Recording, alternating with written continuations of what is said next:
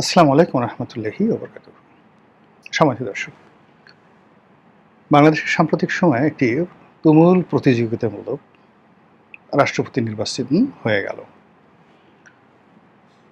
সংসদীয় গণতন্ত্রে যেভাবে একতরফাভাবে আমাদের দেশে রাষ্ট্রপতি নির্বাচিত হতেন, এই প্রথম বিএনপি বলতে পারবে যে তারা প্রতিযোগিতার মাধ্যমে, যদিও ট্র্যাডিশনাল, তাদের বিজয়টা নিশ্চিত ছিল, তারপর সেখানে প্রতিযোগিতা হয়েছে এবং বিএনপিকে জিতিয়ে দেওয়ার জন্য এবং সেই প্রতিযোগিতাকে যাকে বলা হয় আকর্ষণীয় করার জন্য জামাত যে আত্মত্যাগ করেছে, জামাত যে খেলাধুলা করেছে, এটাকে রাজনীতির একটা মহা ভেলকিবাজ হিসেবে আপনি আখ্যায়িত করতে পারেন। আমার মাথায় ঢুকে না যে এখানে জামাত কেন প্রার্থী দিল, আর এখানে কর্নেল ওলি সাহেব কেন প্রার্থী হলেন। তারা যে কথা বলতে চান সেটা হলো যে যেহেতু গণতান্ত্রিক পরিবেশ, সেখানে কোনো কিছুই বিনা প্রতিদ্বন্দ্বিতায় ছেড়ে দেওয়া ঠিক নয়। ভালো কথা, কিন্তু যেখানে পরাজয় নিশ্চিত, সেখানে কর্নেল ওলির মতো একজন এমিনেন্ট পলিটিশিয়ান, এমিনেন্ট যাকে বলা হয় ফ্রিডম ফাইটার, তিনি অলনে ছাড়েন মুক্তিযুদ্ধ বিরোধী একটা শক্তি জামাত, তাদের দলের প্রার্থী হলেন, প্রেসিডেন্ট প্রার্থী হলেন। এতে করে এই ভদ্রলোকের যে সারা জীবনের যে অর্জন, এই ভদ্রলোকের যে প্রাপ্তি এবং এই ভদ্রলোকের যে সোশ্যাল ইনফ্লুয়েন্স, মুহূর্তের মধ্যে এটা জিরো হয়ে গেল। এবং তিনি এই ফাঁদে কেন পড়লেন, কীভাবে পড়লেন, it's a $1,000,000 question. This is one. Second thing হলো জামাত এই কাজটি কেন করলো। জামাত গত 2 বছর যাবৎ এক্সট্রিম লেভেলে অভিনয় করে যাচ্ছে।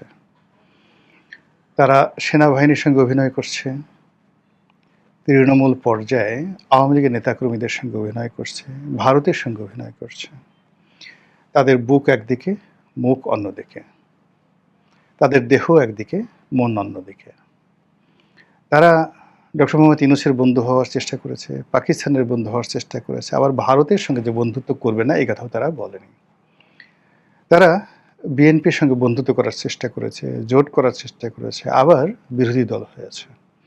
তারা সংসদে এক ধরনের আচরণ করে, সংসদের বাইরে এক ধরনের আচরণ করে, এবং তাদের সঙ্গে সংসদের ভিতরে, সংসদের বাইরে জামাতের নেতাদের বক্তব্য এবং বিশেষ করে প্রধানমন্ত্রীর বক্তব্য, এগুলো দেখলে মনে হয় সব কিছু সাজানো, সব কিছু আমি এবং মামুদের একটা সাজানো নাটক, যেটা দেখে মানুষ বিনোদিত হয়। নির্বোধ যারা লোকজন আছে তারা আহা ওহা শব্দ করে যে আহা, আমাদের দেশে এত শক্তিশালী একটি সরকারি দল যে বিরোধী দলকে একটু চুল ছাড় দেয় না, তাদেরকে গুপ্ত বলে, তাদেরকে নানা রকম সমালোচনা করে। কিন্তু মানুষ যা বোঝার সেটা কিন্তু টু দি পয়েন্টে মানুষ বুঝে যাচ্ছে। এর ফলে কি হলো, ডে বাই ডে দুটো দলে কিন্তু ক্ষতিগ্রস্ত হচ্ছে এবং দুটো দলের যে সকল নেতৃবৃন্দ এই কথাগুলো বলছেন, সেটা প্রধানমন্ত্রী তারেক রহমান সাহেব হন, কিংবা জামাত সভাপতি ডক্টর শফিকুর রহমান হন, কিংবা প্রধানমন্ত্রী নিয়োগকৃত ডক্টর জাহেদ অথবা রাশেদ, তারা যেই হন না কেন, যে কথাগুলো তারা বলেন, এই কথার কারণে তাদের যে সামাজিক মান মর্যাদা ইজ্জত আবরু ডে বাই ডে কোন পর্যায়ে এখন নেমে গেছে, একটু আল্লাহর হস্তে একটু বিবেচনা করে দেখেন। একইভাবে এই যে দেখেন, একটা রাষ্ট্রপতি নির্বাচন হলো, দেশের যেহেতু 99% মানুষ সাধারণ চিন্তা করে, এলোমেলো চিন্তা করে, যে ঠিক আছে যেটা দেখে ওটাকে মনে করে সত্য, কিন্তু এর পেছনে 1% লোক আছে যারা একটু বিকল্প চিন্তা করে। তো যখন ঘটনা ঘটে 99% লোক চিন্তা করছে হ্যাঁ ঠিকই তো, কর্নেল ওলি জনতার প্রেসিডেন্ট, নির্বাচনে প্রতিদ্বন্দ্বিতা হওয়া দরকার, আমরা কেন বিনা যুদ্ধে নাহি ছাড়িব, মানে সুচাগ্র মেদিনী, মেদিনী নামক রাষ্ট্রের একটা জনপদের একটা সুয়ের মাথায় যে পরিমাণ জায়গা দরকার, অতটুকু জায়গাও আমি যুদ্ধ ছাড়া ছাড়ব না।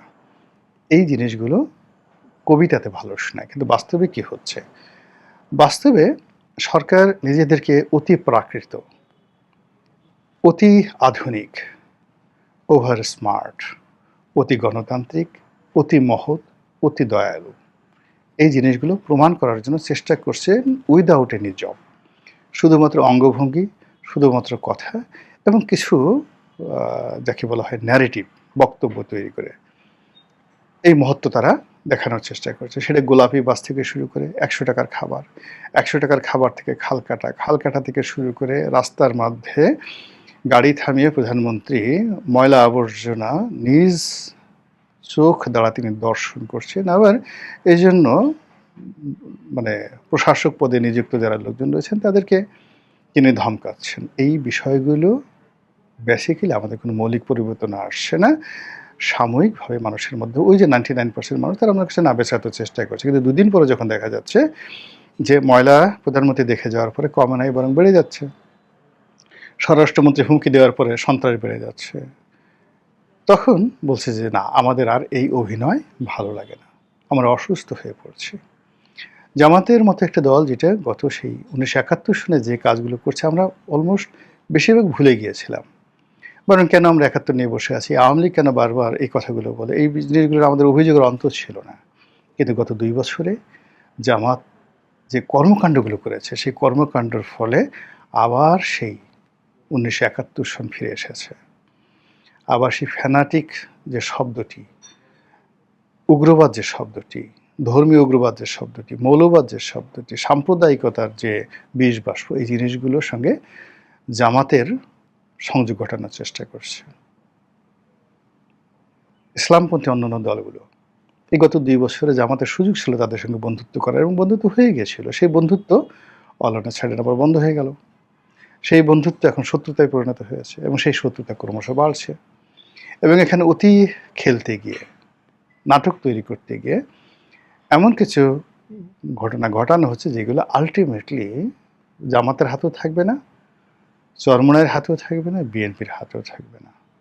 এগুলো মাঠে ময়দানে শুরু হয়ে যাবে। আপনি একটা নির্দিষ্ট মুখের কথা, বন্দুকের গুলি একবার ছেড়ে দিলে এটা ফিরিয়ে আনা যায় না। এখন এখানে মাঠকে উত্তেজিত করার জন্য দেশে একটা রাজনীতি, একটা ভাইব্রেন্ট রাজনীতি আছে, আওয়ামী লীগ নেই এই অভাব কেউ পূর্ণ করছে মানে বোধ করছে না। সবাই 66% লোক তারেক রহমানকে ভালোবাসছে। জামাতের সভাপতিকে সবাই মনে করছে রিয়েলি সে একজন ইমানদার বান্দা, এবং তিনি দেশের একজন সত্যিকার অর্থে বিরোধী দলের নেতা, এরকম শক্তিশালী বিরোধী দলের নেতা, ইমানদার, একিনদার, নরম সরম, যাকে বলা হয় ইনসাফওয়ালা, এরকম বিরোধী দল আর নেই।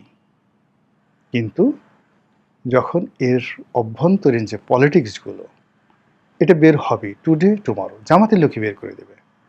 আধুনিক প্রযুক্তি কোনো কিছু থাকবে না, হয়তো কোনো বৈঠকের ছবি, হয়তো কোনো বক্তব্য, হয়তো কোনো ঘটনা, হয়তো দেখা গেল কোনো দুর্ঘটনা, এই জিনিসগুলো বের হয়ে যাবে। ফলে কি হলো, দুটো রাজনৈতিক দলের যে অস্তিত্ব সেই অস্তিত্ব নিয়ে টানাটানি হয়ে যাবে। ফলে কি হলো, এই যে একটা প্রেসিডেন্ট নির্বাচন হলো, এই প্রেসিডেন্ট নির্বাচনে আমরা দেখলাম যে জামাত তাদের প্রার্থী কর্নেল অলিকে নিয়ে দিদারছে তারা মুভমেন্ট করলো।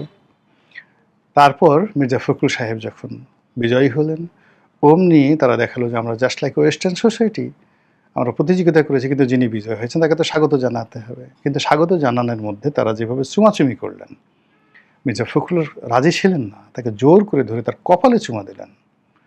এই চারটিখানি কথা নাকি, কপালে চুমা দিলেন জোরে, এই বয়স্ক মানুষ, 80 বছর বয়স্ক একজন মানুষকে ধরে তার কপালে চুমু দিলেন, যেভাবে তাকে বুকের মধ্যে জামাতের নেতারা জড়িয়ে ধরলেন। মির্জা ফখরুল সাহেব ছাড়াতে চাচ্ছেন, আশেপাশে বিএনপি লোকজন বিরক্ত হচ্ছে, কিন্তু জামাতের লোক ছাড়বে না। আপনি যদি এই পীড়িত দেখাবেন, এই চুমো দিবেন, এই কুলাকুলি করবেন, আপনি কেন কর্নেল উলির মতো একটা লোককে নামালেন? আপনার যদি অভিনয় করতে ইচ্ছে করতো, আপনি জামাতের একজন বয়স্ক প্রবীণ লোককে বানাতেন। কিন্তু এই যে দেখেন, একটা মুক্তিযুদ্ধকে কলুষিত করার জন্য, একটি মুক্তিযুদ্ধের কিংবদন্তিকে যাকে বলা হয় জামাতের মাধ্যমে কলঙ্কিত করার জন্য এখানে কেবলমাত্র কর্নেল অলিকে বলি দেওয়া হলো না, একটা ইতিহাসকে, একটা আদর্শকে, একটা সেন্টিমেন্টকে।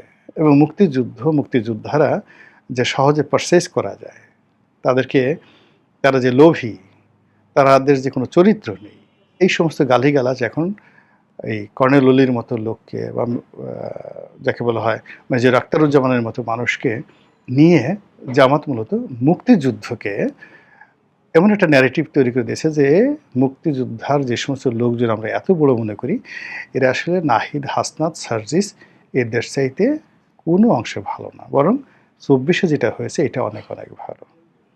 জানি না কর্নেল ওলিভ কী অবস্থায় আছেন, তিনি কী ভাবছেন, কী করছেন। কিন্তু সর্বনাশ যা হওয়ার আল্টিমেটলি আপাতত দৃষ্টিতে হয়ে গেছে ইতিহাসের এই সর্বনাশের দ্বিতীয় যে পর্ব সেটা হলো ইম্পার্সোনালি যারা এই কাজটা করেছে, ইতিহাসের ধারাপাতকে অন্যদিকে প্রবাহিত করার চেষ্টা করেছে, ইতিহাসের সিস্টেমটাকে অন্যদিকে নেওয়ার চেষ্টা করেছে। দ্বিতীয় টার্মে এসে তারা যখন ক্ষতিগ্রস্ত হবে তখন আর উফ শব্দ করার মতো কোনো লোক থাকবে না। মহান আল্লাহ আমাদের সবাইকে হেদায়েত দান করুন এবং হেফাজত করুন। আসসালামু আলাইকুম ওয়া রাহমাতুল্লাহি ওয়া বারাকাতুহু।